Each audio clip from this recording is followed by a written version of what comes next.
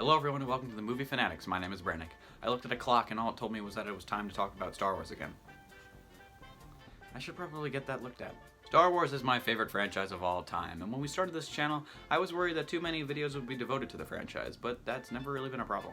But it's time to go back to the series and whine about it because that's what Star Wars fans do. There's this funny little thing that goes by the name of fan service. Fan service is stuff that's added to a show, movie, really anything, just to please the fan base. Fan service isn't bad by default despite its negative connotation, but in recent years, Star Wars has included a lot of fan service, and I don't like it. Sometimes.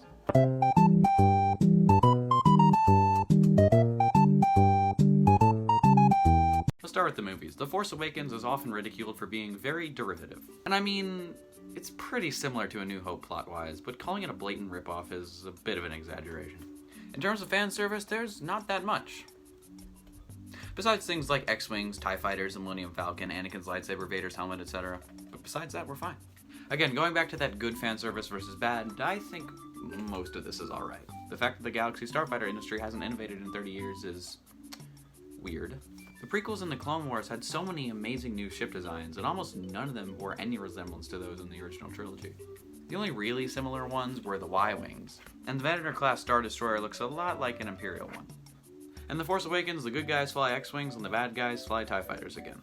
I don't hate this, but it did not help this movie's case for its own originality, and seeing some new starfighters would have been much cooler. But I don't think they would have included them if they weren't so recognizable. The fans want to see X-Wings and TIE Fighters, so here they are! And I'm fine with the First Order Star Destroyer. It just seems like the norm that in every era, at least one faction has its own version of a Star Destroyer, so this is cool. The Millennium Falcon is back, and I like this. Since Han and Chewie are in this movie, it would have been a crime to not have the Millennium Falcon along with them, so this is fine. Kylo talking to Vader's helmet in one scene is fine too. He's very clearly proud of his bloodline, so him meditating alongside Vader's helmet, that's fine, it makes sense for him. Now here's a tricky one. Rey finds Anakin's lightsaber on Takadana and uses it throughout the film and the whole trilogy. Now, I don't like this. First of all, story-wise, this could have just been a lightsaber. It didn't need to be the lightsaber. Rey as a character doesn't have a personal connection to Luke yet, or to Anakin at all. She's only being called to be a Jedi, so this could have been any random lightsaber. It didn't have to be theirs.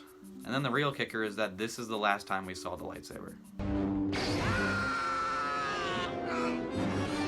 That thing is gone. They only included this lightsaber to please the fans, and it doesn't make any sense that it's here. And if they really wanted to include a familiar lightsaber, they could have done better than that one. Just make it Luke's green lightsaber if you have to. At least we didn't see that one fall down a shaft in Cloud City. But The Force Awakens isn't that bad, and The Last Jedi doesn't really have much fan service at all. And The Rise of Skywalker has its own problems. But it does have a little fan service, and I don't like any of it. Firstly, at the end of the movie, Chewie finally gets his medal. There's a long-running fandom meme that Chewie never got a medal like Han and Luke did at the Yavin ceremony. So we finally get one here at The Rise of Skywalker. No. It's not the worst example of fan service, but it does feel a lot like the movie is reaching through the screen and saying, hey, look, it's the funny thing, and it's now remedied. Did anyone actually care that much that Chewie didn't get a medal? This movie also ends with Rey going to Luke's childhood home on Tatooine, and this is silly. Rey as a character has no connection to this home or Tatooine at all, only the audience does. Similarly, the name Skywalker isn't really that significant to Rey as a character, it's only significant to the audience. But that's about it for fan service in this movie. Oh wait, they bring Palpatine back. Who asked for this? Is this fan service? Is it just bad writing? Is it both? I don't care, I just hate it. I hate this movie! So the actual sequel trilogy isn't that bad, and neither is Solo. There are little moments of fan service kind of sprinkled around, but because they're so quick and inconsequential, I don't hate them. Han gets his iconic pistol, they make a joke about Han calling Chewbacca Chewie, they make a joke about Lando saying Han weird. Lando says, I hate you, to which Han responds, I know. These are just kind of cute, and they don't really impede on the story at all or the movie's quality. But of course, I hate Star Wars, and Star Wars hates me back. So at the end of the movie, it's revealed that Kira was working for Darth Maul the entire time. Why?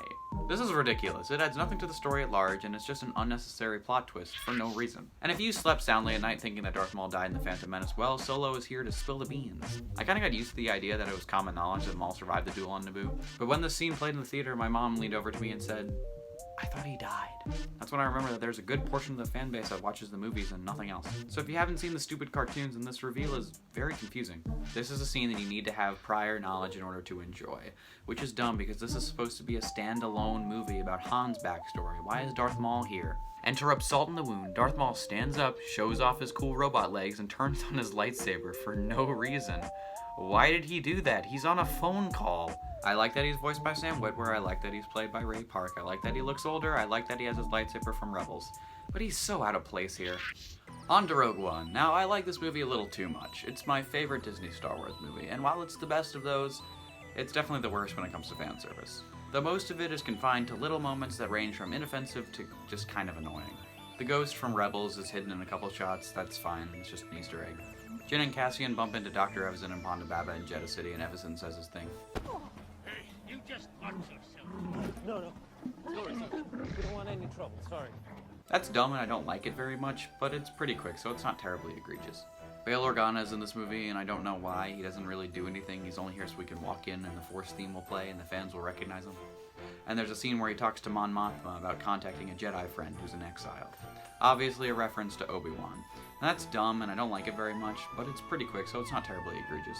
When the rebels are going to Scarif, C-3PO and R2-D2 show up for a little cameo. Scarif? They're going to Scarif? Why does nobody ever tell me anything, R2? That's dumb and I don't like it very much, but it's pretty quick, so it's not terribly egregious. Then there's this weird moment where a rebel pilot with the call sign Red 5 is gunned down by a TIE fighter. They're all over me! I'm trying to lose them! It's Red 5! I need help!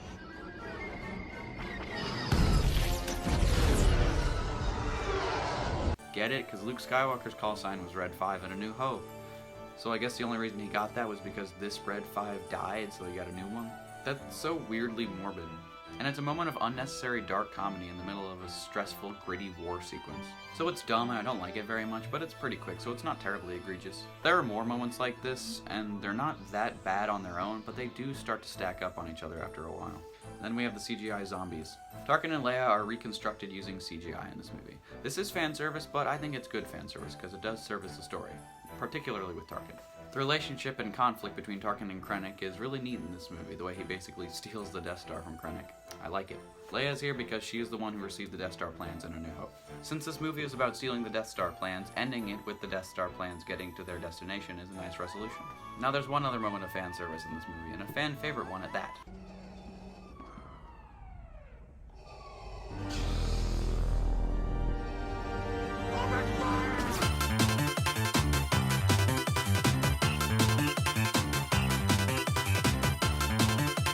This scene is fantastic, fan service done right. This movie ends right with the beginning of A New Hope. Darth Vader was in the beginning of A New Hope in hot pursuit of the plans, so it makes sense that he's in hot pursuit of the plans at the end of Rogue One too. And it's cool that the plans basically slip right through his fingers. At the beginning of A New Hope, Darth Vader is really angry, like the angriest we've ever seen him in the series. Commander, tear this ship apart until you found those plans and bring me the passengers. I want them alive! I mean, this is a guy who came that close to stopping the rebels and getting the plans back. It stands to reason that he'd be a little angry. Of course, that wasn't planned. If George Lucas had that kind of foresight, then we should all be very afraid. It just adds a little extra layer to that older movie. It's a retcon, but it's a fun little retcon. And the scene is just awesome. I love this little detail of the rebel soldiers lowering their weapons in shock when Vader first uses the Force. So I still like Rogue One. You can't stop me, I'm too far gone. And now we come to the reason I made this video in the first place, The Bad Batch and The Mandalorian Season 2. I have the same problems with both of these, but The Bad Batch isn't as bad, so we'll start here. The Bad Batch almost always feels like it doesn't really know what it wants to be, and in a fairly short season of just 16 episodes, it still feels really drawn out. And part of the problem might be the random cameos from other Star Wars characters throughout the season. The first episode had an Order 66 scene with the young Kanan Jarrus. The Martian Sisters are in an episode, Cad Bane and Fennick Shand are in a couple, Captain Rex is in one, and Harrison Dula is in two. I don't dislike all of these, but I do dislike some of them. Rex met the Bad Batch in the Clone Wars Season 7, and since they both survived Order 66, it makes sense that they would all keep in touch. This one wasn't very necessary, but it's pretty cool. And I don't mind Kanan either. The Order 66 scene is the inciting incident of the whole show, and Hunter's decision to spare the Padawan's life is an important moment for his character, and also an important moment for Crosshair's distrust in him. This moment was good for character building, but in order for it to happen, you would need a Padawan for Hunter to spare. Kanan is an obvious choice here. We know from Rebels that he survived Order 66. You see it in your sleep. You'll hear her voice when you wake. Tell me, Jedi, what was her last word to you? Run. And we finally see it in action here. So those two examples are alright in my book. The other ones I take issue with. I don't know if the inclusion of the Martian Sisters even counts as fan service because I don't think I know anyone who liked him. I know I didn't. But they're pre-established characters who show up for an episode and then leave, which is kind of the new trend for Star Wars shows. So it counts, and I still don't like the Martian Sisters. They are just as annoying here as they were in the Clone Wars Season 7. Stop putting them in shows, I hate them. Please. At least they're just in one episode here instead of being in 4 like in the Clone Wars Season 7. I hate their inclusion because it's fan service, and I hate their inclusion because I hate them. Hera Syndulla is fine. I don't like it, but I mean, it's fine. She's only here because fans of Rebels will recognize her, and her rushed friendship with Omega is really weird, but it doesn't matter because she's just out of the show after her episodes end. Cad Bane and Fennick are the two I really don't like. The show is a spin-off of the Clone Wars, a series that showed us so many new amazing characters, and didn't rely on just showing off characters from the prequels. It did have that though, most of the Jedi from the prequels are here in addition to Grievous and Dooku, but that makes sense, and the show definitely included a lot more characters, many of which have become fan favorites since their inclusion. Ahsoka, Ventress, Savage Opress, and of course everyone's favorite bounty hunter with a hat, Cad Bane. Bane was such a cool character in the Clone Wars when he was featured, which was actually pretty rare.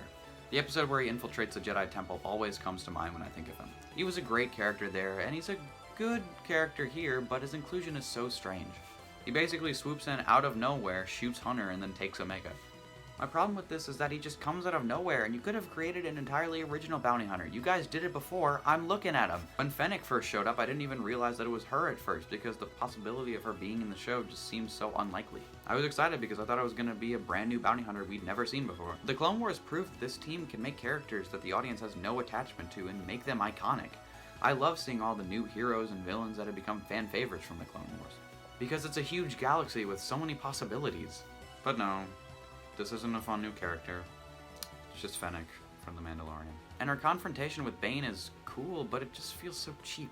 And I gotta be honest, this all isn't horrible. Cad Bane is still cool as ever, even though I don't like his inclusion. And the Bad Batch as a whole isn't really that bad when it comes to fan service. The reason I'm so harsh on it is probably because it had similar problems to and released fresh off the heels of another show that was much, much worse at this. The Mandalorian Season 2 was so sad. I can't believe more people don't take issue with it considering how common a complaint fan service is.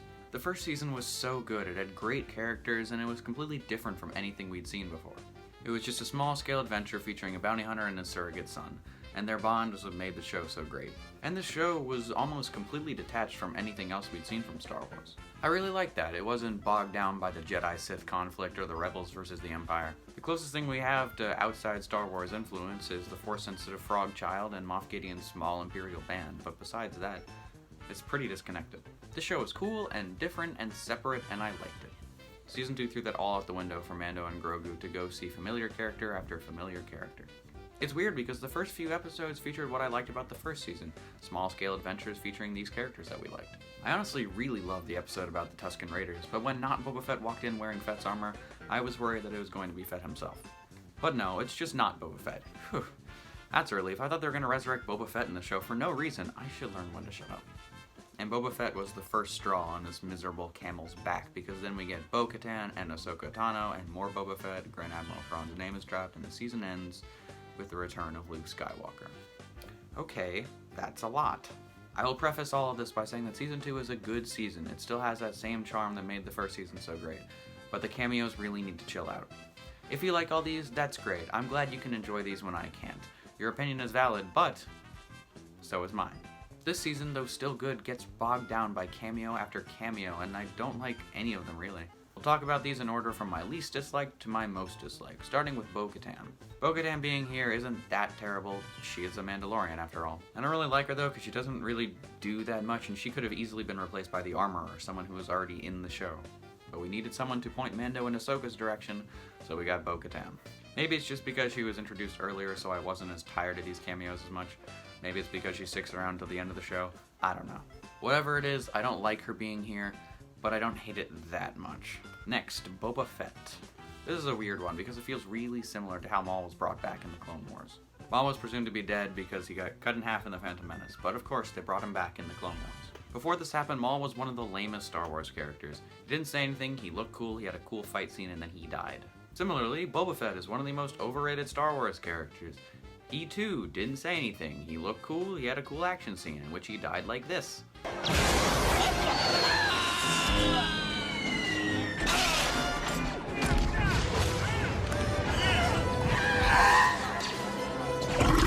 Boba Fett has the most unwarranted legacy, probably because there was a lot of mystique about him and I hear he was pretty dope in Legends.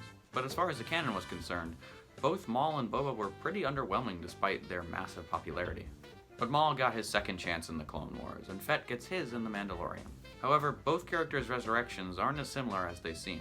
The Clone Wars was an anthology series that had a bunch of disconnected storylines, and the episodes didn't even appear in chronological order. So Maul coming back didn't intrude on any overarching plot. There were a bunch of plots and he just got his own. Also, the build-up with Maul was much better. First we met his brother, who had his own character arc before he ever met Maul. Then we watched as Savage tracked Maul down, eventually finding him completely insane on a dumpster planet.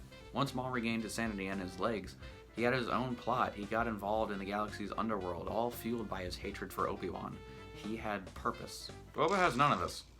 First of all, The Mandalorian is a show with an overarching story, and it feels like Boba and the rest of these cameos are barging in on it. Second, there is no build-up to Boba's revival, unless you count not Boba Fett wearing his armor. He just shows up without any reason or purpose. There's no explanation on how he escaped the Sarlacc. And third, he has no purpose in the show besides pleasing fans and driving the spaceship. I said that Bo-Katan didn't have a big role in the story, but Boba Fett honestly has a smaller one. He's just there to tag along and shoot stormtroopers sometimes. And yes, my inner Star Wars fan got all excited seeing Boba Fett back in his armor being just the coolest guy, but that's kind of the case for all these cameos, yet they still feel hollow.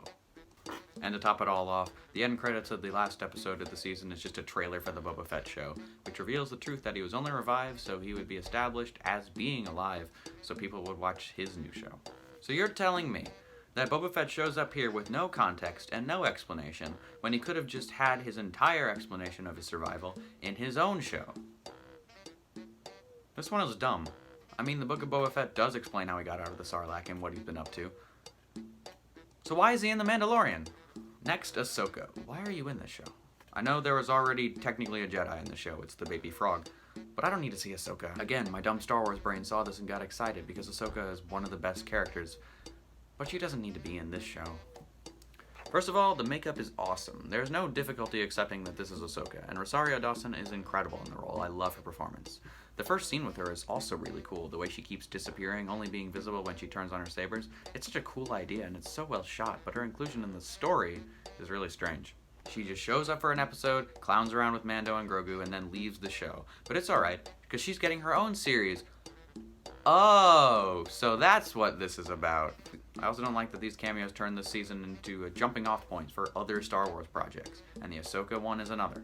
This one is probably tied with Boba Fett's cameo for me, but I like it a little bit less because she has even less story purpose than Fett did. She name drops Thrawn for no reason. It's probably just the plot of her show. This one's also dumb. Then finally, the season ends with Luke Skywalker coming in and saving the day. I was so done with the stupid fan service in this season, but this last straw broke the camel's back in half. And, once again, in a vacuum, my Star Wars brain sees Luke Skywalker in all his glory hitting droids with a glow stick, and it gets all pumped. But this is the most empty-feeling fan service by far. Luke just shoves his way into the last episode and destroys all the Dark Troopers, effectively stealing the spotlight from the climax of Mando and Grogu's story.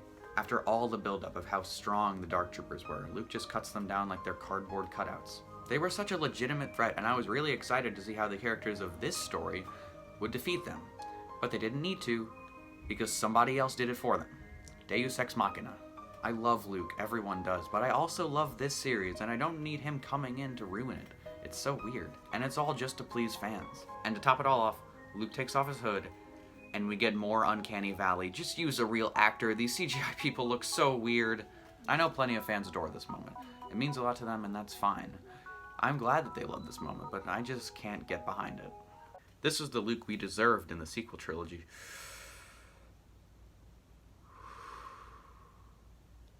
That's a video for another day. In the future, I hope Star Wars can find another way to recapture the magic besides just including familiar characters and imagery, because it doesn't really work. I've seen the first few episodes of the Book of Boba Fett, and so far it doesn't struggle with this type of thing. Now that Boba Fett is back, he's living up to his legacy, and I'm excited for the rest because it's his own story. He's not an unnecessary inclusion, it's his own show. And the story is really fun and entertaining. I'll definitely review this once all the episodes are out. And I'm sure the Ahsoka show will be good as well. Lucasfilm has plenty of talent, and I hope they succeed because I love Star Wars. I want to see the studio let go of the past and create new, original stories and characters without relying on surprise cameos and fan service. And hopefully we get that. in the 1,400 Star Wars projects coming out. Jesus. My problems with this fan service garbage still stand, but I'm hopeful for the future. Though at the end of the day, none of this matters. Hello everyone, thank you for watching, and Happy New Year. No big channel news, Braden released a Scream review, so check that out if you have the time. In other news, this year I'm going to try to stick to a more consistent upload schedule. Last year I did it for a little while, but I kind of just uploaded spontaneously by the end of the year. And that was fine, but I didn't get as much done as I would have liked to. I'll be uploading every other weekend, and that's going to be on the off week of the podcast, so it's going to be a podcast, my video, just so there's not podcast, my video, then a weekend with nothing. I'm excited to start the year, and I hope you all are excited to have another year of dealing with me. Top of my list is a Spider-Man ranking, so that'll be up in 2 weeks. Thank you for watching. This is Brannock from the Movie Fanatics, signing off.